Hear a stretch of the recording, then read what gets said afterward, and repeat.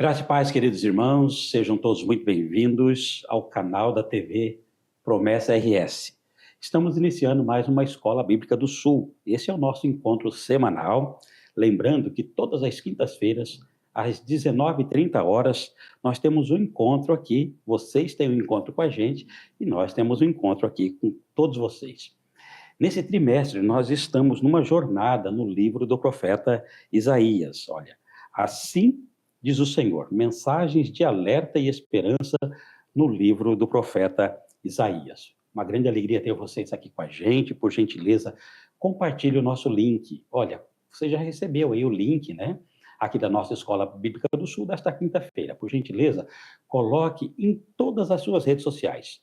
Coloque no seu Instagram, coloque no seu Facebook, coloque no X. E não se esqueça de compartilhar em todos os grupos do seu WhatsApp. Ó, o WhatsApp da família, da igreja, dos amigos, dos parentes, enfim, sobretudo naqueles grupos lá da igreja. E aí, por gentileza, peço para que os irmãos possam replicar, né? Para que nós possamos ter o maior alcance possível aqui através da nossa TV Promessa RS. Feito isso, olha, não se esqueça, deixa o seu like, curta o nosso programa, se inscreva no nosso canal, TV Promessa RS, e também ative o sininho para que você possa ser avisado de todas as programações que forem disponibilizadas aqui através da TV Promessa RS. Muitíssimo obrigado. Fique com a gente.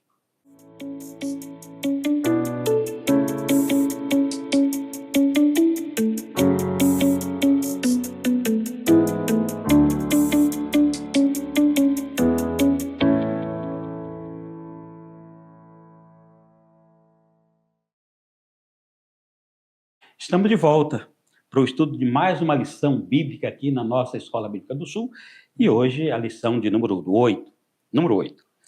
Temos aqui novamente a colaboração da Elaine, que congrega aqui com a gente em Gravataí, na 65. Seja muito bem-vinda. Elaine, muitíssimo obrigado por sua colaboração.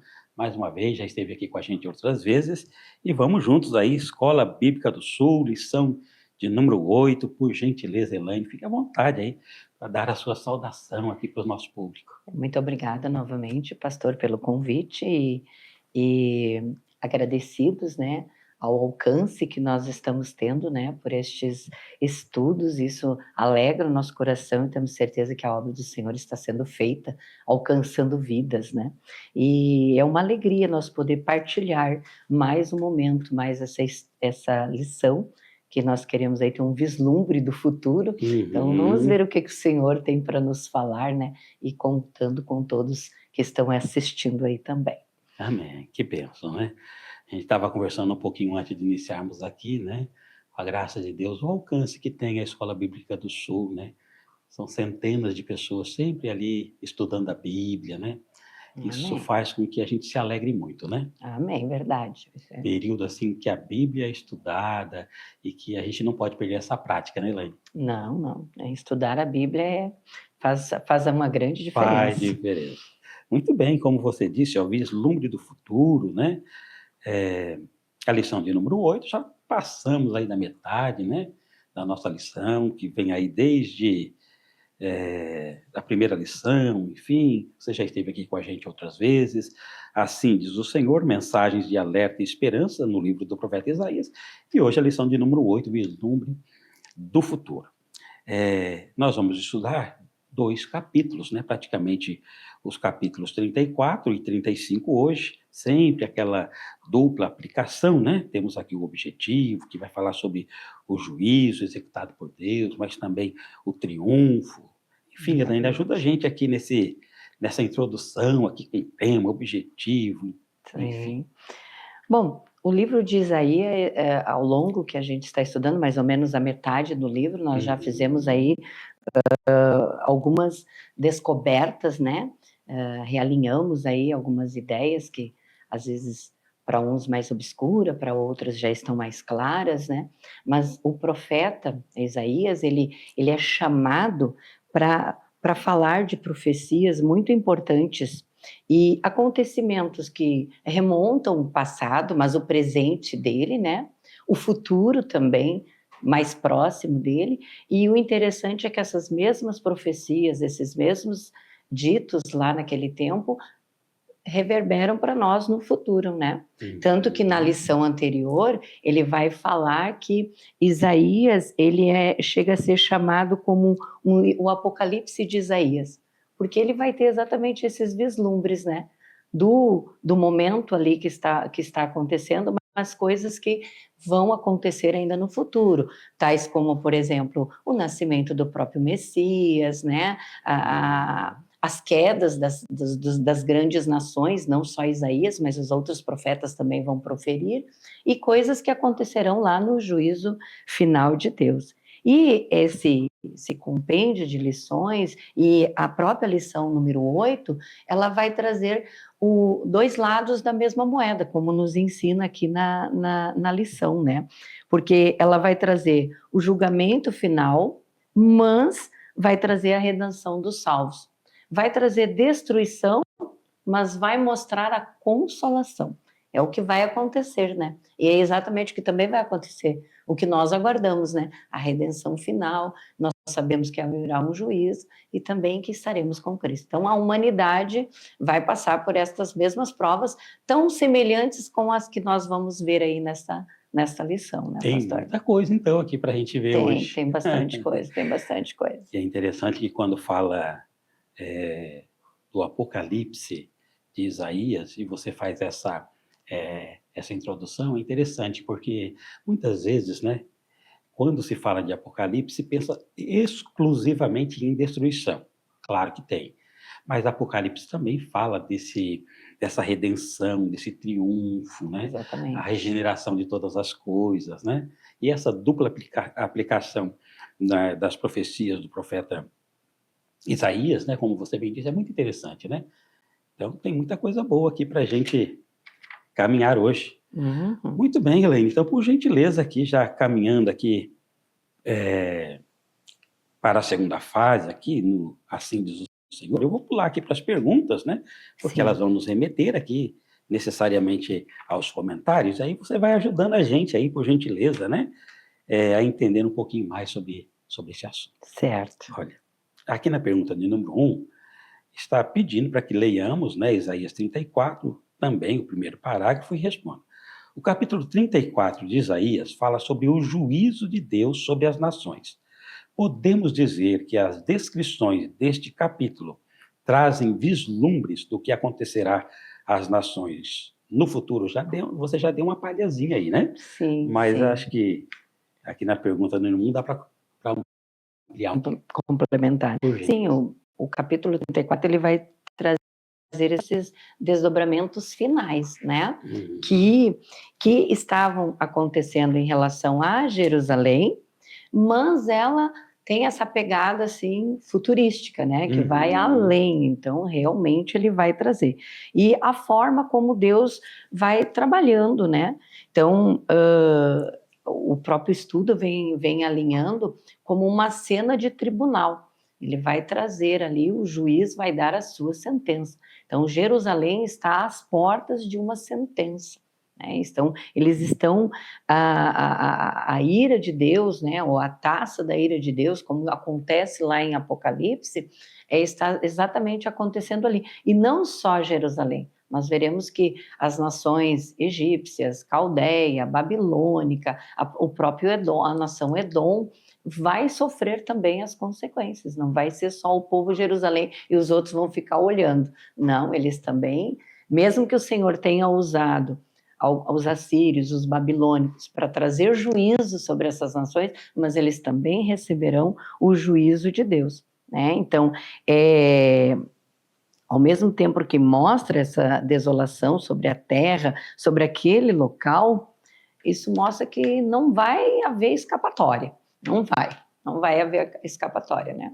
Vai chegar um momento que a própria palavra ali diz, tanto ali em Isaías e tanto lá em Apocalipse, que a terra se desenrolará ou enrolará como um pergaminho.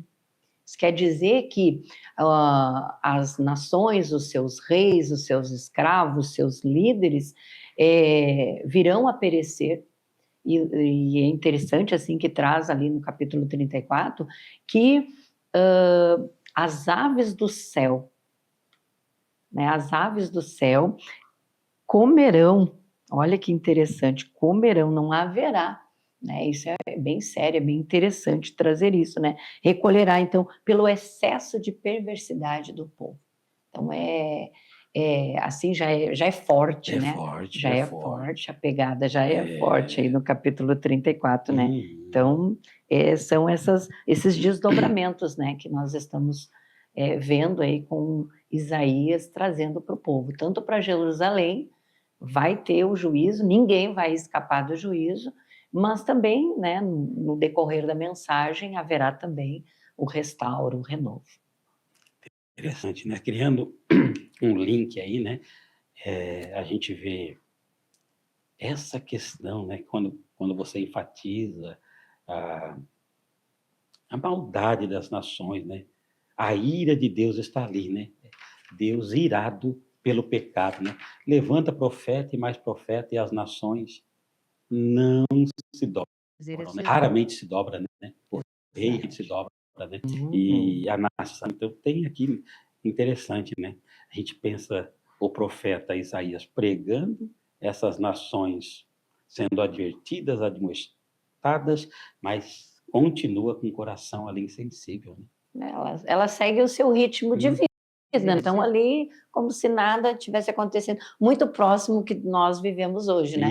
A palavra é falada, é pregado o evangelho, mas as pessoas continuam no seu ritmo de vida, achando que não vai acontecer, né? É interessante, porque às vezes, né, a gente, no dia a dia, né, mas aquela geração era dura, a geração do deserto, e de fato, possivelmente tenha sido uma geração a mais difícil que já passou, né?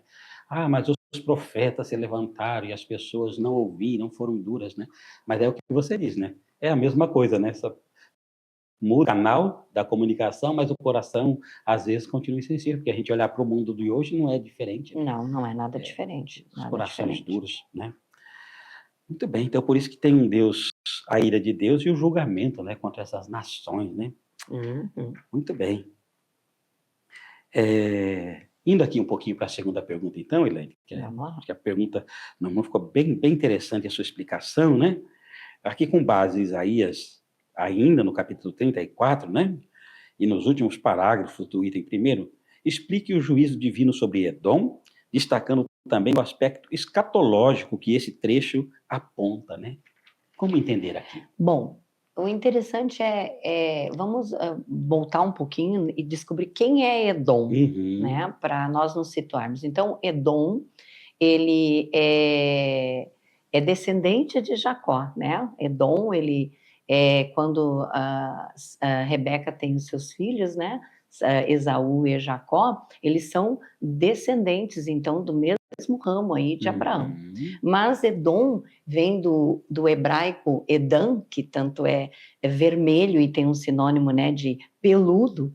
Ele vai trazer este momento assim, ele vai já simbolizar Esaú, e na sua caminhada, Jacó e Esaú, eles se separam, né? São parentes distantes, a nação de Edom, a nação de Jerusalém, são parentes, mas Edom, ele vai trazer uma simbologia, porque desde a sua infância, tem dois momentos que eu achei interessantes fazendo o estudo, descobrindo que, segundo a Midrash judaico, os comentários judaicos, diz que quando a mãe estava grávida dos meninos, quando ela passava em frente a uma sinagoga, quem se mexia era Jacó, recebendo a palavra. Mas quando passava em algum lugar vendendo ídolos, alguma coisa, quem se mexia era Esaú. É uma história, né, mas é interessante. Mas, segundo o Talmud, né, da cultura judaica, diz que, para nós entendermos essa nação edomita, Esaú, ele vende a sua primogenitura mais ou menos aos 15 anos, quando da morte do avô Abraão. Então, é onde pelo luto é servido o prato de lentilha, né? Então, os historiadores, os teólogos, eles entendem que é mais ou menos neste período que ocorreu a venda da primogenitura, né? Então, um se aproveitou do outro e em função daquela história que nós já conhecemos. Mas Esaú também, desculpe, fugiu o nome agora. Não, Esaú tá certo, eu troquei o nome, perdão. Perdão. Ele também cometeu mais 4 coisas que Deus não, vamos dizer assim, não estava de acordo, né? Ele vendeu a primogenitura. Segundo o Talmud, ele haveria cometido um estupro de uma noiva prometida. Ele negou a Deus e negou a ressurreição aos mortos. Então, ele já tem um histórico de natureza maligna, vamos dizer assim, né? Vamos dizer que ele encaminhou-se. Então, essa nação é uma nação forte, é uma nação que sempre estava em atrito com Jerusalém, principalmente por algumas regiões ali, que tinham, por exemplo, a região de Arava, que tinha minas de ferro, então, ora Jerusalém dominava, ora Edom dominava, então eles... Aquela questão do povo, né? Cultural ali também. A gente também não pode se apegar muito a isso. Mas o que chama a atenção desse povo é que exatamente na época quando está acontecendo o cativeiro, e em vez deles como irmãos auxiliar, eles aproveitam da fragilidade e atacam Jerusalém, eles atacam seus irmãos, eles saqueiam, eles ajudam, né, com a violência. Então, Edom, ele continua sendo um símbolo, né, de como Deus vai punir este povo. Então, ela simboliza não só aquele momento, mas também, como nós falamos de coisas do futuro, quando ele vai trazer juízo sobre a cidade de Edom, sobre a nação de Edom. Né? Ela é uma nação grande, se nós olharmos no mapa, ela não é uma nação muito pequena, faz divisa com várias outras nações, e ela vai trazer, Deus vai trazer juízo, como eu havia falado antes, que seus reis e seus líderes vão virar comida de ave de rapina, né? A sua cidade, a sua capital, que é Bosra, vai virar morada de corujas, como está escrito na palavra, né? Então, ela simboliza também essa impiedade que está não só naquele momento lá, mas ela também impera até os dias de hoje. Né? Edom também simboliza, se nós formos ir mais além com a questão do Apocalipse, né? A união aí, porque de uma certa forma, quando está vendo o cativeiro da Babilônia, eles se unem, né? Então, Edom simboliza também a união à besta, aos falsos profetas, né? Que os ímpios terão, de achar que vão vencer a cidade santa, né? Então, por aí, né? Então, Edom, ele vai simbolizar isso, mas na palavra de Deus, e como diz, né, o nosso grande general vai trazer, com suas estratégias, né, ele vai aplanar os caminhos e, infelizmente, vidas perecerão, né, por não aceitar as promessas, não ouvir o que o profeta falou naquele tempo, né. Então, isso é mais ou menos por essa linha, né? É bem profundo, né? Eu fico pensando, você falando, né? E eu pensando assim, ó, a gente tem aqui Edom e Israel, né? Abraão, Isaac, Jacó e Esaú se dividem, aqui são irmãos lá, daqui a pouco tem 2 correntes, 2 nações. Se voltar um pouquinho, tem esse parentesco lá distante. Aí Edom acaba sendo símbolo, então, de opressão, né? Oprime, né? Oprime o povo de Deus, né? Aí Deus vai trazer juízo. Aí, como você bem disse agora, Edom acaba simbolizando toda essa opressão que vem lá no Apocalipse, é toda uma simbologia de opressão, né? E certamente, né? Quando o povo dele, tanto lá que no sentido histórico mesmo, aqui nessa época que está Elias profetizando, e tanto no sentido mesmo escatológico, né? Quando o povo de Deus é oprimido, aí eu imagino o coração de Deus ver o seu povo oprimido, tanto lá, com o Edom físico, né? Quanto nessa questão espiritual, né? Exatamente. Chega uma hora que Deus vai mesmo tomar as dores, vai. A taça de Deus... vai chegar uma hora vai chegar, vem juízo mesmo, vem né? juízo, não tem como escapar mesmo. E outra coisa, Elaine, que é interessante, né? Aí a hora que vem o cativeiro, que vem depois a ser de fato, né, o cativeiro babilônico. Aí a hora que vem todos os babilônicos, aquela coisa toda, ainda Edom, que vem e vem, aquela coisa toda, né, oprimindo o povo de muito tempo, se une ao inimigo ainda para, né, não vem em socorro em nenhum momento, né? Não. Nem no pior momento é uma nação mesmo que quer ver destruição mesmo, né? Vai saquear, vai roubar, vai fazer de tudo, né? É como foi falado, né?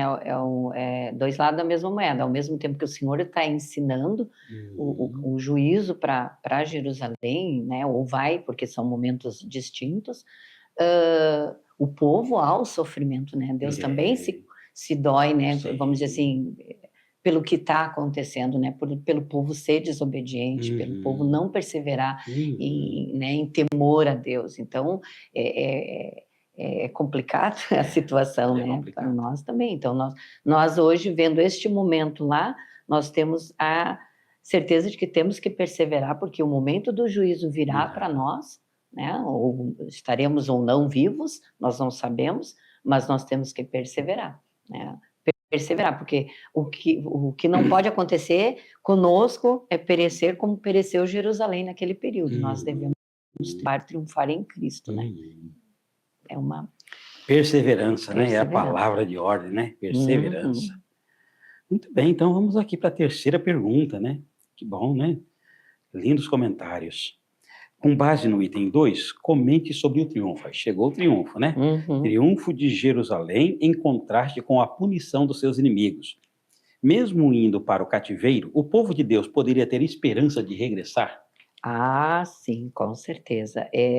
Aqui, aí nós já passamos do capítulo 34, porque são 2 capítulos menores, não são tão extensos, e o capítulo 35 ele é um capítulo poético, ele é um capítulo muito bonito. E haverá uma mudança de cenário, né? Se o quadro se vislumbrava assim, acinzentado, haverá agora um colorido, né? Da bênção. Mais ou menos assim, um exemplo para nós, né, entendermos. Imagina aquela grande floresta, quando ela, né, pega fogo, é incinerada. Há um prejuízo realmente, a gente vê, né, ali a cinza por todos os lados. Mas, dali um tempo, a natureza ela é tão bela, né, porque ela foi colocada dessa maneira pelo Criador, a gente vê a regeneração. Pequenas sementes que sobreviveram, né, e começam, então, a nascer. É mais ou menos nessa linha de pensamento que será com a restauração. Deus restituirá o povo de toda a assolação que foi vivida, né? O profeta Obadias ele vai dizer assim: mas no monte de Sião estarão os que escaparam, e ele será santo, e a descendência de Jacó possuirá a sua herança. Olha só que lindo, né? Que bonito. Então é uma coisa assim gostosa, e quando você lê o capítulo 35, você vê essa vitória, embora, vamos dizer assim, uma vitória ainda parcial, porque nós sabemos que ela teve lá, né, os seus ensinamentos para o povo, mas ela se concretizará no futuro e será total, né? Não vai ter mais choro, não vai ter mais dor, nós estaremos com o nosso rei, será uma eternidade maravilhosa, né, onde nós poderemos, então, descansar de toda essa labuta, de todas essas questões que hoje, né, nos assolam, nos deixam, às vezes, sobrecarregados, né? Então, haverá essa mudança mesmo, né, de quadro aí, de situação. Deus vai intervir aí e nós vamos estar junto com o nosso Deus, né? A vitória virá. Interessante, né? Essa mudança de quadro, ela é importante, né? Tem um juízo de Deus, claro, sobre Edom, mas como você bem disse também, né? Por que está vindo o império, por que Edom está se juntando, e por que Israel está nessa situação? Por causa do próprio pecado, né? Porque o coração, a mensagem não entra, né? Aí tem um juízo para eles, tem juízo para Edom, mas tem algo acontecendo aqui no cenário que daqui a pouquinho são levados para o cativeiro, né? Vão para o cativeiro, vão passar lá na Babilônia os 70 anos, né? Aí daqui a pouco, eu acho interessante aqui, ó, e os resgatados do Senhor voltarão e irão para Sião com júbilo, né? Esse triunfo eu acho lindo, né? Lembrando que Sião é o monte, né, onde Jerusalém foi construída, no Monte Sião, né? Por isso que a própria literatura bíblica, ela confunde, né? Sião e Jerusalém, porque praticamente a mesma coisa, né? Aham. E quando fala que voltarão a Sião, voltarão para Jerusalém. Eu acho lindo esse conforto, né? Esse conforto, Conforto. exatamente, traz, né? É como nós também, se nós só ler, né, vamos dizer assim, as partes em que está só falando de destruição, a gente vai chegar, nossa, não. Vai ficar em depressão aqui, né? Porque o Exatamente, negócio aqui não é fácil, não. mas quando nós chegamos naqueles momentos em que vai haver, né, a salvação, em que Deus vai trazer refrigério para a alma, será totalmente diferente. Então há uma esperança, né, por trás de toda essa tristeza aí, porque embora eu penso assim que as pessoas nesse período, muitas eram perversas, né? Todos somos pecadores, mas havia gente com integridade de coração que sofreu aí também, né? Nós não podemos generalizar também. Verdade. Pessoas realmente sofreram, mas não é que a gente diga isso, mas vamos dizer assim, ela vinha por causa, né, de toda uma nação corrompida, né? Para o Senhor realinhar, tanto que depois a gente vê como o povo teve todo estratagemas para servir a Deus, né? Eles viram, nós vamos ver ao longo das lições isso acontecendo, se desdobrando, né? Amém, que bênção, Elaine. Então vamos aqui para a quarta pergunta. Sim. Bênção, né? Com base no capítulo 35 de Isaías, especialmente nos versículos de 5 a 9 e também no item 2, converse com a classe sobre o vislumbre futuro que essa passagem representa para os redimidos do Senhor. Quando esses eventos descritos se cumprirão plenamente? Bom, pastor, se Edom, ela simbolizava, né, a impiedade, simbolizava aquilo que o Senhor não aprova, Jerusalém vai simbolizar, então, a salvação, vai simbolizar a esperança, e tudo isso vai ocorrer com a segunda vinda de Cristo, como nós já havíamos comentado antes, né? Esses eventos, eles ocorreram de modo parcial, né? Porque Isaías estava profetizando, veja bem, ainda o nascimento, né? Viria da Virgem, seria o servo sofredor e toda aquela questões. E depois vem o Senhor Jesus e aí estamos agora aguardando a segunda volta. Então, essas questões que ocorreram no passado para nós, já um passado mais distante, para eles ocorreram, né? Ainda num passado muito próximo para eles, né? Essa questão tempo e espaço aí é interessante.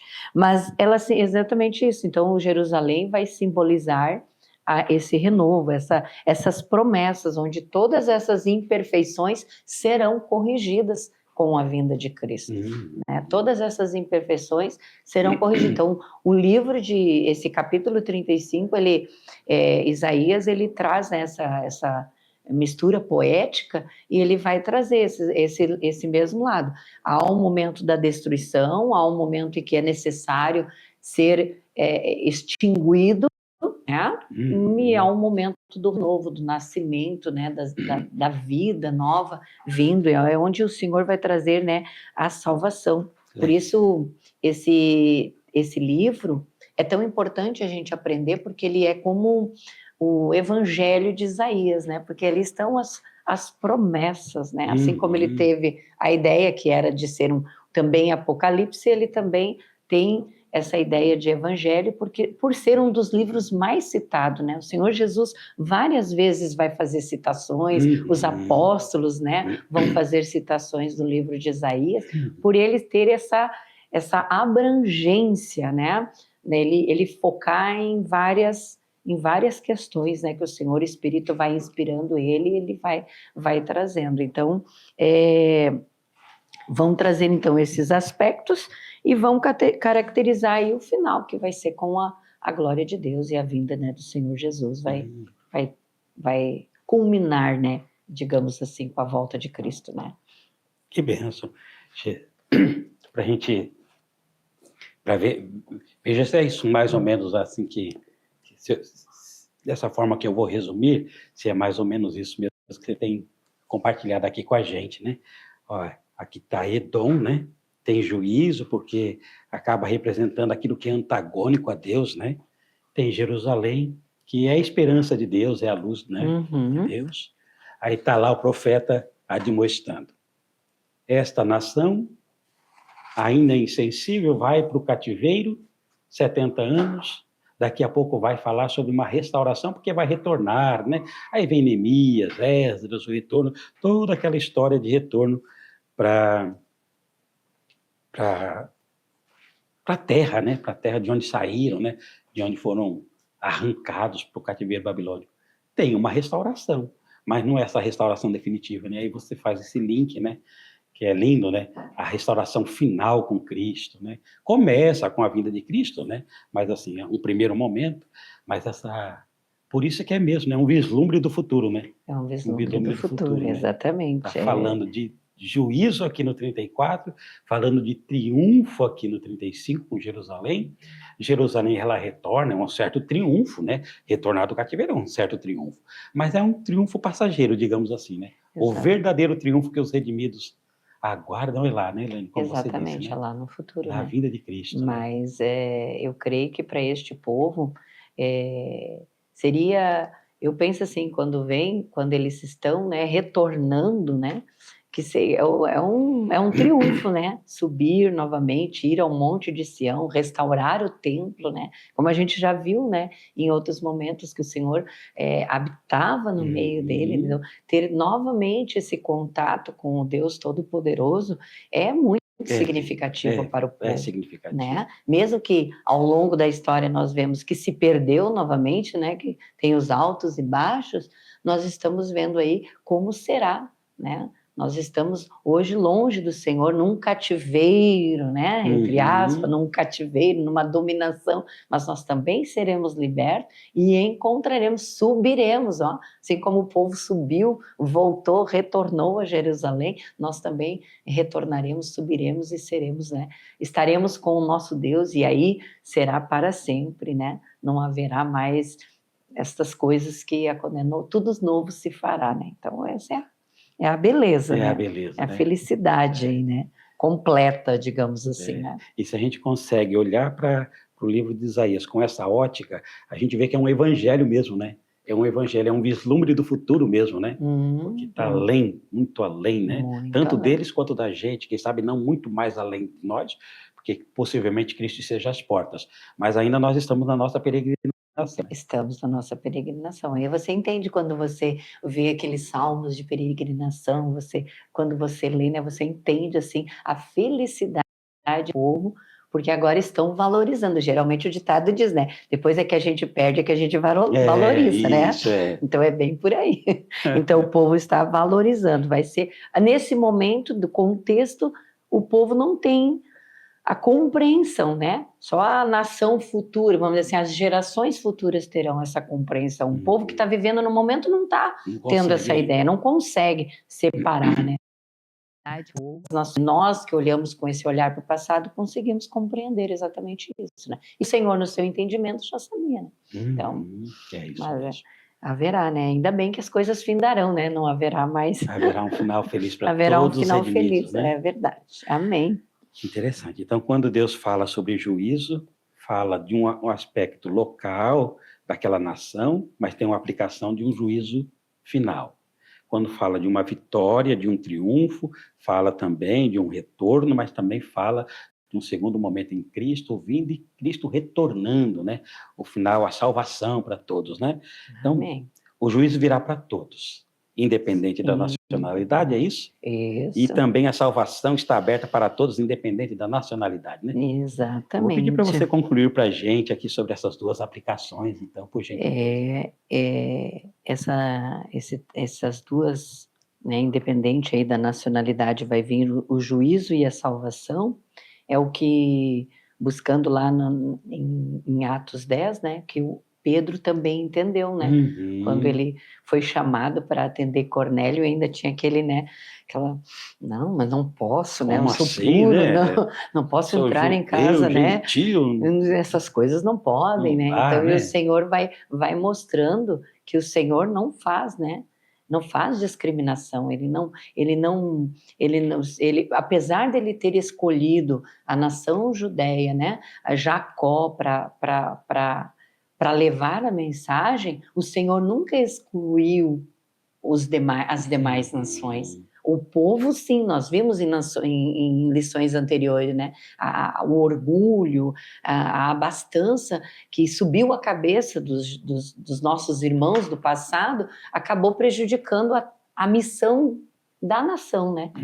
Que era Uhum. chegar com essa questão da salvação para as demais nacionalidades, para o seu entorno, né? Talvez seria muito diferente se realmente Judá cumprisse essa tarefa, né? Talvez as questões seriam diferentes, mas nós não temos como saber. Mas Deus na sua múltiplas características, Deus é soberano e sabe de todas as coisas, mas Ele não discrimina. Todo aquele que se achega a Deus com a certeza de que Ele vai ouvir, vai amparar, amou de sobremodo e nos traz a certeza de que Ele está pronto ali para nos dar a salvação.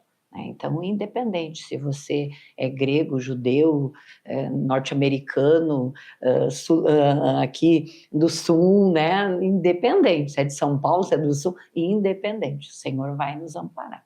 Né? Amém. Então, existe juízo para todo mundo. Um dia vai ter um acerto de contas, independente da nacionalidade, e a salvação está aberta também para todos, né, Elaine? Exatamente, Então, a gente exatamente. conclui aqui, ó, sabendo que Deus deseja que todos os povos se convertam e sejam salvos, olha só a pergunta, né? O que o povo de Deus precisa fazer diante desta verdade, né? Qual é o nosso posicionamento? Qual que é o posicionamento aqui de todos os irmãos que estão com a gente aqui na TV Promessa RS, né, nesta quinta-feira, né? Olha, preste bem atenção aí, viu, irmão? Porque esse fechamento aqui é um negócio maravilhoso, né? A pergunta é maravilhosa. Uma das coisas que eu tenho aprendido, e a palavra nos ensina, é que quando nós ouvimos a mensagem, não devemos endurecer o nosso coração. Essa mensagem, ela vai trazer uma satisfação para a nossa alma, né? Se nós já vamos estar bem aqui com Deus, imagina na glória futura, né? Então, quando ouvir a mensagem, quando você ouvir a palavra, seja esta, ou seja em outro canal, ou seja em outro estudo, em outro momento, busque compreender, busque avaliar com mais atenção no coração, né? Então, isso é o que nós que desejamos ser salvos, que desejamos, né, estar próximos de Deus, é não endurecer o nosso coração, ouvir o que a lição diz, né? Assim diz o Senhor.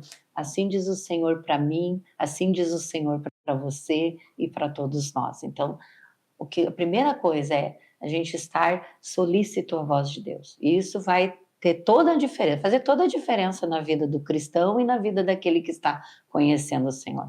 Porque exatamente o que aconteceu quando nós nos rebelamos é um endurecimento do nosso coração. E aí o juízo de Deus vem.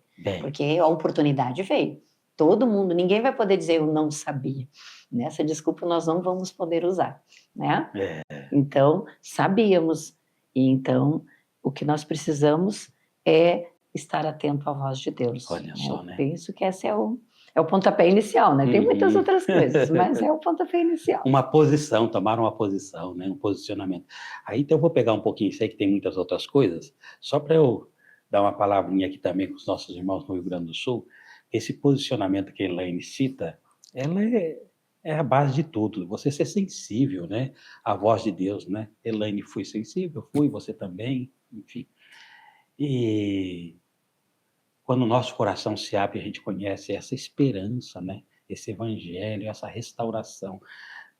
É uma boa notícia, mas é uma notícia mais tão maravilhosa que ela não pode ficar só para a gente, né? Não.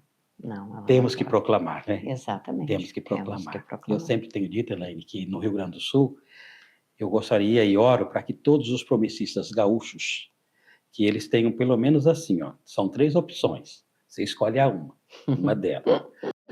Você vai ser um líder de célula, ou você vai ser um anfitrião de célula, ou você vai ser um participante de célula, né? Porque ó, você já foi impactado, né, pela salvação.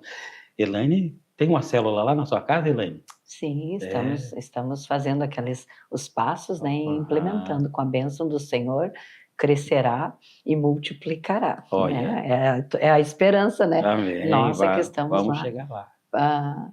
Ainda vai, né? Vamos ver os frutos, né? A longo prazo, os frutos desta missão, Que né? bom. Então você é uma anfitriã lá. Eu sou uma anfitriã. Quem que é? Quais são os líderes lá? O pastor Marcos Pastor Marcos, o nosso líder, o né? líder. E eu fiquei também como líder, como anfitriã, mas estamos Líder em aprendendo ali. treinamento ali Mas eu acho que também. vai surgir mais líderes ali, né? Eu penso Amém. que tem mais irmãos ali também que vão estar conosco, né? E fora os que vão vir ainda convidados, que nós já estamos ansiosos para chegar aquele momento, né? Mas tudo tem o seu tempo, né? No tempo de Deus. Eu criei esse link, Elaine, porque ó, quando a gente fala assim, o que deseja, né, é que se convertam mesmo, né? Que a gente tenha esse posicionamento que você bem disse, né? Ser sensível à voz de Deus, gente. E de repente não é uma coisa tão simples, porque a gente vive num mundo tão atribulado, que se a gente não tiver essa sensibilidade espiritual, a vida cristã acaba sendo no piloto automático, e de repente a gente perde muitas oportunidades, né, de ter uma comunhão mesmo, né? E claro, depois de termos essa comunhão, proclamar o evangelho também, né? E o juízo está chegando, né? É verdade, não podemos perder tempo. Não podemos perder tempo. Não podemos perder tempo. Elaine, muitíssimo obrigado. Como é bom ter você aqui. Eu que abençoando agradeço, as nossas pastor. vidas. Uma bênção, muito bom Deus mesmo. abençoe. Meus irmãos e irmãs, que Deus abençoe, muitíssimo obrigado. Eu vou pedir por gentileza, vou pedir a Elaine que faça uma oração.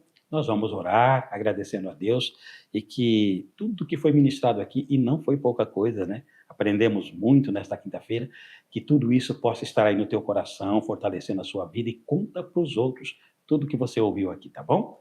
Por gentileza, vamos fechar os nossos olhos, e vou pedir a Elaine que faça a oração, encerrando a escola bíblica de hoje. Amém. Por gentileza. Senhor soberano e glorioso e maravilhoso, Pai, nós tivemos aqui só um momento, ó Pai, da Tua Palavra. Mas nós sabemos, Senhor, que a Tua Palavra, ela é poderosa e que o Teu nome, Senhor, ecoe nos corações de quem estar aqui, Senhor, estará no futuro também assistindo ainda a esta aula, Pai. Que o Teu nome, Pai, venha a ser glorioso. Senhor, ministra nos corações, assim como Tu ministrou no tempo passado, na vida de Isaías, ministra em nosso também coração, para que nós possamos levar esta palavra de vitória, esta palavra, Senhor, de vida, Senhor, que nos constrange diante de Ti. Pai, muito obrigado por esta oportunidade. Abençoa, Senhor, a vida do pastor, os nossos ministérios, Senhor, esta região que está, né, buscando crescer na Tua palavra. Abençoa todo este que está assistindo, Pai, que ela venha fazer a diferença na vida de cada um. Muito obrigada por esta oportunidade e que nós tenhamos outros momentos de estudo também. Nós te agradecemos em nome de Jesus. Amém. Amém, amém. Obrigado, Elaine, que Deus abençoe sua vida. Foi um prazer muito grande ter você aqui com a gente mais uma vez. Todos vocês, meus irmãos e irmãs, a nossa gratidão. Olha, só para eu encerrar aqui, já deixou o seu likezinho no programa A Escola Bíblica do Sul, desta quinta-feira? Já deixou? Ó, curta o nosso programa, deixa o seu likezinho, por gentileza. Não se esqueça, se inscreva no nosso canal TV Promessa RS. Não se inscreveu? Se inscreva lá, tá bom? Vai lá, se inscreva, faça parte desse time aqui e depois ative aí o sininho, para que você possa ser avisado de todas as programações aqui da nossa TV Promessa RS. Deus abençoe a todos, muitíssimo obrigado, fiquem com Deus.